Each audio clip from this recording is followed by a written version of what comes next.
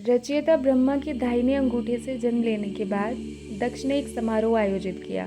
उसमें सप्तऋषियों ने भाग लिया और उन सबको विशिष्ट कार्य सौंपे गए। उस समारोह में सम्मिलित होने के लिए विष्णु और ब्रह्मा दोनों निद्रा से बाहर निकल आए। सप्तऋषियों के मंत्रोच्चारण के साथ अनुष्ठान आरंभ हो गया। उनके शब्द ब्रह्मांड की शिराओं में व्याप्त होते हुए सर्वत्र गूंज रहे थे और सृष्टि पर धर्मनिष्ठा की परत चढ़ती जा रही थी। भक्ति रस से प्रेममत ब्रह्मांड झूम रहा था। मंत्रोच्चारण का स्पर्श पाने वाली प्रत्येक वस्तु पवित्र होती जा रही थी। सहसा यज्ञ कक्ष के प्रवेश द्वार पर भगदड़ मच गई। शिव। ब्रह्मा से विदा लेने के उपरांत शिव को एक रमणीय स्थल मिल गया, जहाँ बैठकर वे ध्यान में लीन हो गए। परंतु ऋषियों के गुंजायमान हो रहे मंत्रों ने शिव की शांति को भंग कर दिया। गहन ध्यान की अवस्था से विचलित होने पर शिव को क्रोध आ गया और वे समारोह स्थल पर आ पहुँचे। शिव ने उस स्थान पर धावा बोल दिया और सब कुछ उलट पुलट कर डाला। दक्ष और सप्तऋषि तो आतंकित होकर भाग ही गए, किंतु विष्णु ने इस दैवीय बर्बरता का विरोध किया। विष्णु को विरोध करता देख शिव का क्रोध और भी भड़क उठा और दोनों के बीच घमासान युद्ध छिड़ गया। आकाशगंगा कांप उठी, समय थम गया। दोनों देवताओं के टकराव से ब्रह्मांड के खंडित हो जाने का संकट खड़ा हो गया, जिसे देखकर तत्वों ने भी आंखें मूंद ली। ब्रह्मा ने देखा कि वह विनाश अपरिवर्तनीय होगा, तो उन्होंने डरकर हाथ जोड़ लिए।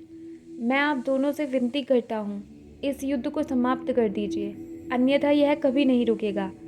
आप दोनों एक दूसरे के समकक्ष हैं और विपरीत भी। यह युद्ध अनंत काल तक चलेगा। आपके आसपास की हर वस्तु नष्ट हो जाएगी, किंतु आप दोनों लड़ते रहेंगे। इसलिए आप या तो क्रोध शांत कर लीजिए, अन्यथा मेरे बनाए ब्रह्मांड को नष्ट कर दीजिए। आप क्या करना पसंद करेंगे? दोनों देवताओं को बात समझ में आई तो वो रुक गए। ब्रह्मा मुस्कुरा दिए। आपने मेरे हृदय से भय को दूर किया है और ब्रह्मांड पर आए संकट को भी रोक दिया है। आज से विष्णु हरि होंगे और शिव का नाम हर होगा। दोनों नामों का अर्थ एक ही है, दूर करने वाला। ये आपको सदा याद दिलाएंगे कि आप दोनों एक दूसरे के पर्याय हैं। हरि और हर मिलकर हरिहर कहलाएंगे। शिव चले गए और दक्ष का समारोह पूर्ण हो गया। सब लोग जाने लगे तो विष्णु ने ब्रह्मा को एक तरफ बुलाया। प्रभु, मैं आपको देख रहा हूँ, आप परेशान लगते हैं और आपने यज्ञ के अनुष्ठान का भी आनंद नहीं लिया। मुझे बताइए, आपको क्या दुख है? विष्णु के सहानुभूति भरे वचन सुनकर ब्रह्मा ने अपनी परेशानी कह डाली। उनके मुख से शब्द धारा की तरह बहते हुए निकल रहे थे और उन्होंने अपनी हताशा का वर्णन कर दिया। उन्होंने विष्णु को बताया किस तरह सृजन की प्रक्रिया से उनका अनिष्ट हो रहा था, कैसे उनके ही पुत्रों ने उनकी बात नहीं मानी और किस तरह वे हर क्षण पीड़ा भोग रहे थे, जबकि विष्णु आराम से निद्रा में लीन थे। संभवतः मुझे पद से हटा दिया जाना चाहिए, क्योंकि मैं अपना कार्य करने में विफल रहा हूँ, ब्रह्मा ने दुख व्यक्त किया। विष्णु एक स्तंभ की ओर टकटकी लगाए देख रहे थे। वह श्वेत स्वर्ण से निर्मित था, स्वर्ण और चांदी के मिश्रित धातु से बना हुआ।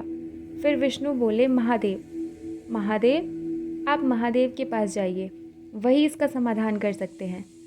मैंने कोशिश की थी प्रभु, किंतु वे तो अमर प्राणी उत्पन्न करने लग गए। महादेव विध्वंसक हैं, वे रचना कैसे कर सकते हैं? वे रचना ना भी करे, किंतु सुझाव अवश्य दे सकते हैं। आप महादेव के पास जाइए। ब्रह्मा ने विष्णु के निर्देश का पालन किया और जब वे शिव के पास पहुँचे तो पाया महादेव फिर से ध्यान में लीन हो चुके थे। दक्ष के यज्ञ में शिव का प्रकोप देख लेने के बाद ब्रह्मा को पुनः शिव का ध्यान भंग करने से भय लग रहा था, परंतु ब्रह्मा जानते थे कि वे बिना उत्तर लिए लौटना भी संभव नहीं था।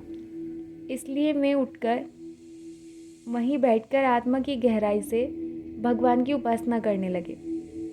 समय बीतता गया, किंतु ब्रह्मा अपने स्थान से हिले नहीं। उनकी प्रार्थना की गंभीरता से प्रसन्न होकर शिव ने नेत्र खोल दिए।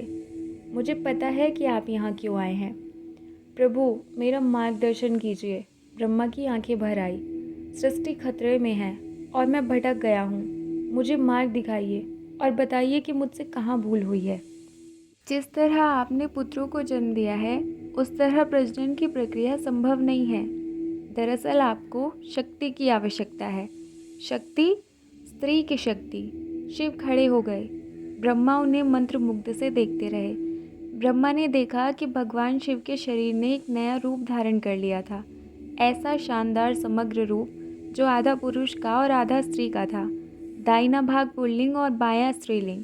वह बीच की धुरी पर नीचे तक समान रूप से विभाजित था, किंतु विभाजित होते हुए भी एक था। परस्पर विरोधी ऊर्जा का आदर्श सहजीवी रूप, एक ऐसा दिव्य द्वैत स्वरूप जिसे ब्रह्मा ने पहले कभी नहीं देखा था। एक संलयन जो ब्रह्मा को सृष्टि का रहस्य बता रहा था। इस दृश्य का ब्रह्मा पर ऐसा प्रभाव हुआ कि वे भय और हर्ष से भरकर वहीं बैठ गए। चूँकि शिव के इस रूप का अर्धभाग नारी का था, इसलिए उन्हें अर्धनारीश्वर कहा गया, उभयलिंगी। उस अवतार ने ब्रह्मा को संबोधित करते हुए कहा, इसकी आवश्यकता है सृजन के लिए। शिव शक्ति, देव देवी, स्थिर गतिशील होने बनने का संयुक्त रूप। पुल्लिंग और स्त्रीलिंग आपके बनाए हुए सृष्टि के दो अंग हैं और एक के बिना दूसरा अपना कार्य नहीं कर सकता।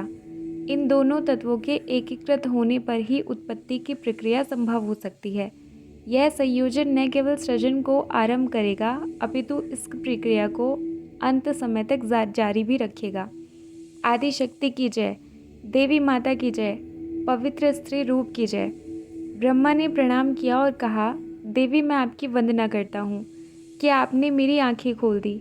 मुझे आशीर्वाद दीजिए कि मैं नारी की रचना करने में सक्षम हो सकूं और ऐसा मानव युगल उत्पन्न कर पाऊं जो पृथ्वी पर संतानोत्पत्ति का कार्य आगे बढ़ाएगा। आदि शक्ति मुस्कुराई और उन्होंने ब्रह्मा को प्रजनन की शक्ति प्रदान कर दी।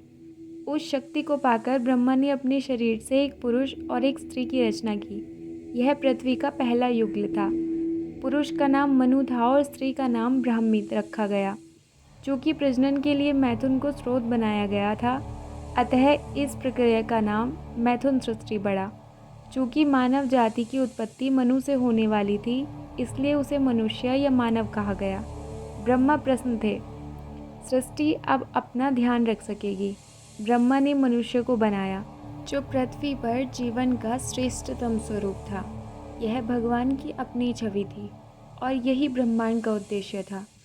ब्रह्मदेव इतने प्रसन्न हुए कि वे अब तक आई समस्त परेशानियां भुला बैठे। वे हर दुर्लभ प्रतीत होने वाली बाधा को भूल चुके थे, यहाँ तक कि उस भयानक शाप को भी जो नारद ने उन्हें दिया था। आपके मन में ऐसी इच्छा उत्पन्न होगी जो कभी उत्पन्न नहीं होनी चाहिए थी।